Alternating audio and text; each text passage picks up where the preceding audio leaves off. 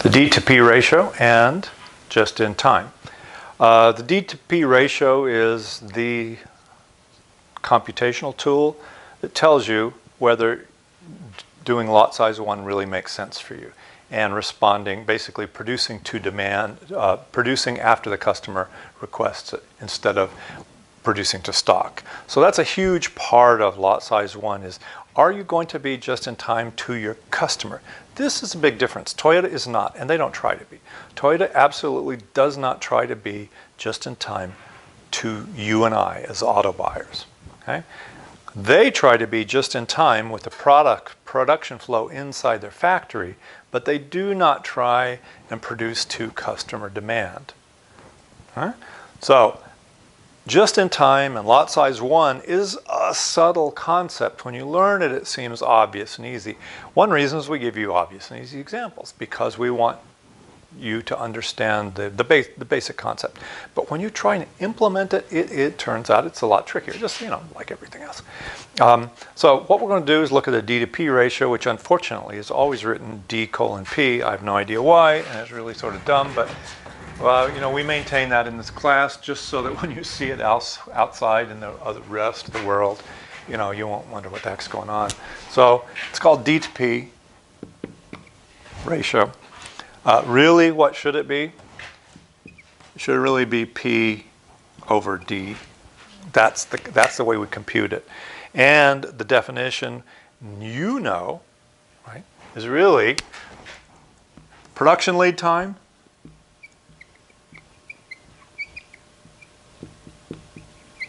over desired delivery time. Lead time. These phrases are so long. So what we need to do is compare how long it takes us to make a product to what the customer wants. Is the customer willing to wait for a product? Okay.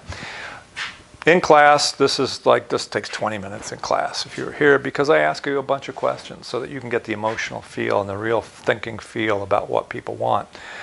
Because it's a lecture online, I'm just going to give you the answers. I hope that you stop at the different points and think and examine this to verify in your own heart, brain, stomach, that what I'm saying is true. And the examples I use to develop this are, I always use fast food. I always use McDonald's because it's almost always the case that somebody in class has worked for McDonald's. So if you're going to make a hamburger from scratch at McDonald's, how long does it take? Well, it's going to take, it depends a little bit on exactly which McDonald's you're in, because different McDonald's that were made in different years have different equipment, and some of the cooking is a little bit different. But it's going to take basically about 7 minutes. Totally, if you do not have a cooked patty. Like if everything is raw and everything, the meat's raw and everything's laid out there, well, guess what? It takes time to cook that meat. Now, they have it down in some places to like 2 minutes or so, because they can cook it on both sides at once, and they, pretty high temperature. And those McDonald's patties, as we know, are pretty thin, so they cook fast. So, and actually that's one of the reasons that McDonald's patties are thin, is to try and reduce the cooking time. Notice that for their big quarter pounders or bigger hamburgers, they don't give you a thicker piece of meat. They actually put a couple of the thin pieces on. This allows them to maintain a low time, but still give you the same kind of meat. So, but the big question is, when you go up to McDonald's, when do you want that hamburger? Are you willing to wait 7 minutes for a McDonald's hamburger? And this is where we have to stop. It's an emotional determination. Or this at the bottom is a customer emotional response. It's not a technical thing. So in class, we would have different people talk about that. And there's a range of times. Most people are just not going to wait. So in the past, I can tell you that people either want this in 1 to 2 minutes. Yeah? Like when and just to visualize it, you're up at the McDonald's, and really, even if you don't like McDonald's, pretend. You go into one place that's like a fast serve place. So you go to the McDonald's, you order it, and you pay. When do you want the food? Most people actually want it like basically right then, like it's 0 time. What they want to do is have the server turn around, put the hamburgers, get the fries, and hand it to them. They're willing to wait, 1 to 2 minutes. But at the end of 2 minutes, they're starting to feel like, this is taking a long time. And sometimes at McDonald's, they say, okay, thank you. Can you step back, please? While I prepare your order, and I'll wait on another customer. And you step back and you're waiting there. People don't like that so much. It depends on what you're doing, though. Some people know that what they order is always going to take extra time. If you order the fish sandwich, it's always going to take extra time because the fish sandwich is almost always cooked after you order it. And so people that like fish sandwiches, which includes me, are willing to wait. But if you look at this, okay, it's going to take you 7 minutes to make that hamburger. And the customer wants it in 1 to 2 minutes. So can you do just-in-time hamburgers? Can you wait to put the meat on the grill for the customer to order? Maybe let me say it in a more clear way. For your production process, do you wait until a customer orders to put the meat on the grill? Or does those numbers tell you that you have to have some hamburgers made in advance, or at least some of the meat patties? Because the meat patty is the thing that takes the time. Everything else can be done in less than 1 minute. Just the wrapping, it goes down. And if you watch the McDonald's, and you'll see everything is linear, everything is in order, it goes on the hamburger. So everything that goes on a hamburger goes in a certain order. That's one of the things you have to learn at McDonald's. And the trays are in the order it has to go on the hamburger. So the worker can just go, just this way. Never has to go backwards. Only to fill an order, you only have to walk in one direction. So this is, notice this, if you compute this, 7 divided by 2, that's a number greater than 1. That means you cannot satisfy the customer if you start with a raw hamburger. The only way to satisfy a customer at McDonald's is the hamburger has to be cooked before the customer gets there. Now, the burger doesn't have to be assembled, but the hamburger has to be cooked. That is the constraining factor in your production. So this means McDonald's cannot be just in time to the final customer. They can't do that because now partly it's McDonald's fault. Of course, they've trained you to want it faster, so you do. But it doesn't change the fact that you want it faster. So McDonald's, this is, McD's, cannot be just in time to the customer, mostly. Like I said, there are some deviations, like if you like the fish sandwiches, you're always going to wait a little bit longer because they don't cook those. They can't really cook a fish sandwich and hold it. So they cook it after you order it. So everyone that wants fish sandwiches knows they are going to wait. And they're happy with that because, no, maybe not happy, but they accept that because they know that they will get what they want, which is a hot fish sandwich. Everybody else is not going to be happy to wait. Okay, so look at this number. So 7 divided by 2, right? It's a little bit less than 4, like 3 point something. That is greater than 1, so that means no just in time. Okay. Then we're going to look over here. Let's look at a fancy restaurant that you might go to. Bit expensive, where you pay $150, $200 a person, not including the wine. When do you want your, how long does it take to make a food? How long does it take to cook a steak? 8 minutes, something like that. Almost everything, it's going to be 8 to 10 minutes in a fancy restaurant. You might have a couple of things that take longer than 8 to 10 minutes, but most of what you would deliver to a customer is going to be an 8 to 10 minutes range from start to finish. When do the customers want their food in a fancy restaurant? Would they be willing to wait 10 minutes for the first course? Sure, and for the main course, 30 minutes, right? Because you have your first, have an appetizer, have a first course, then your mains come, and so they're assuming they're going to be there an hour. They're going to be at that table for an hour. So their desired delivery lead time here is fairly long for almost everything. It's in the 10 to 15 minutes. Okay, slightly different for different things. Like you want your appetizer fast, but appetizers cook fast. So I'm not doing the full example here because for a fancy restaurant, what I would do is do the same calculation for each stage of the meal. the appetizer stage, this stage, that stage, dessert. And you notice dessert is almost always prepared before and chilled. Cakes, things like that. Some desserts are made after you order it, but for the most part, desserts are assembled out of pre-made ingredients. So their production lead time is really very short. So if you look at a fancy restaurant, people are willing to wait a lot longer.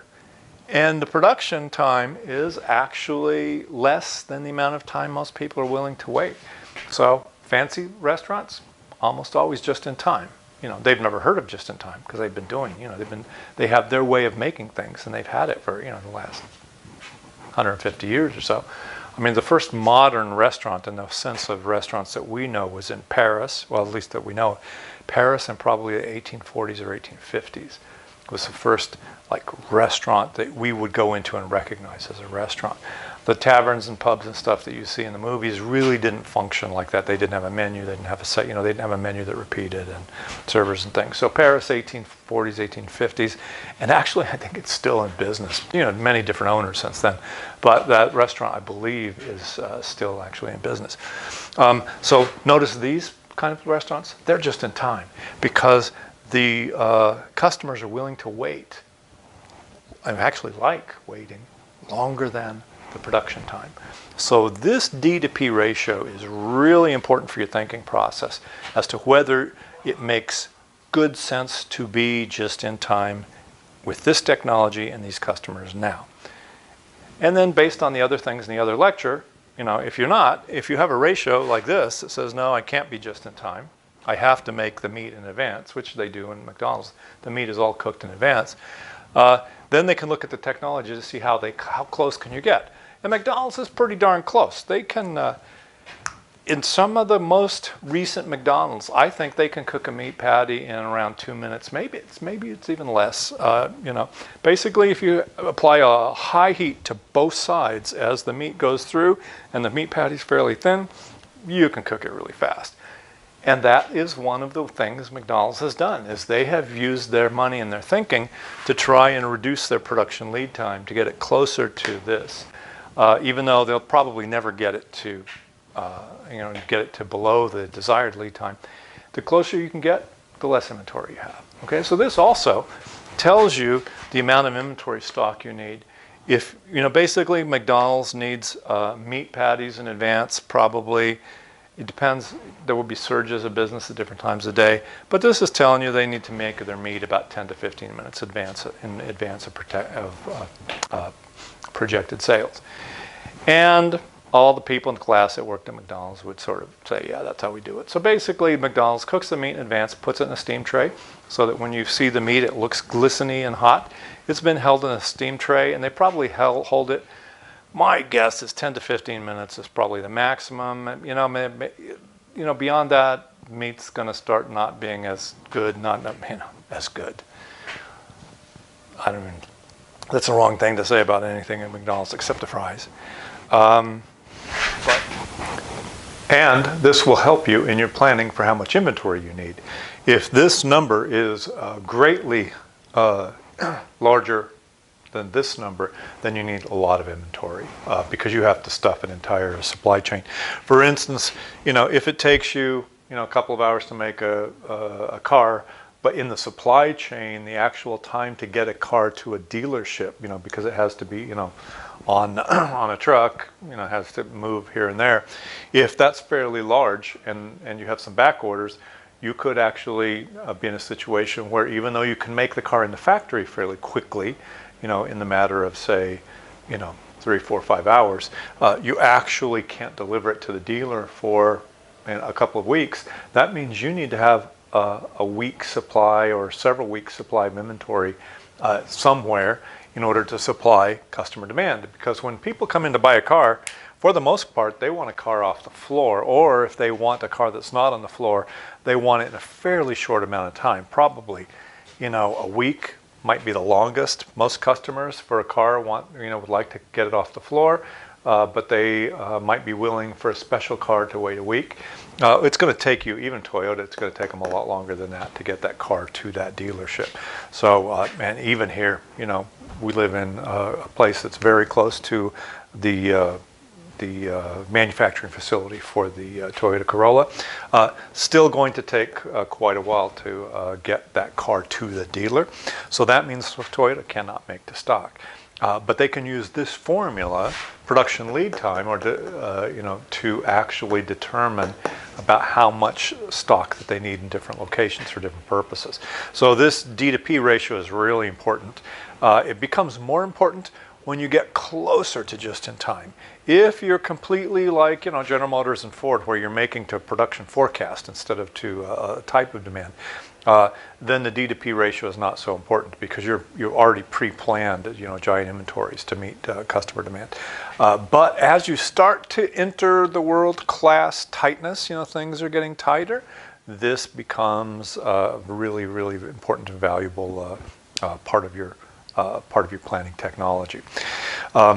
So we have introduced then the concept of the non-value added, value added plus necessary, unnecessary. That's a way to make this really useful, whereas actually the original version, the idea was useful, but the practice wasn't. And then as we start to be more attuned to activities and we reduce errors and we're closer to the customer, this is what allows us to navigate that territory of being very close to a customer. Last thing I'm going to introduce is actually the form of indexes, and that will be in the next lecture.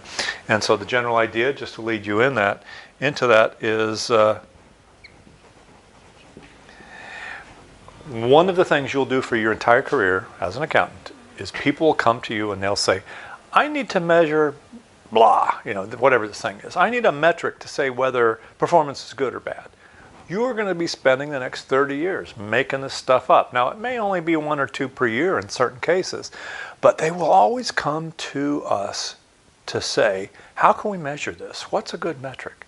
And so in the next lecture, we'll discuss that topic of how to tell the difference between a good and a bad index. And you'll see that we have in this book almost entirely good indexes, a couple of bad ones. But we'll give you some ways to think about how to create a good index. And with that, that's the end of this segment. Bye-bye.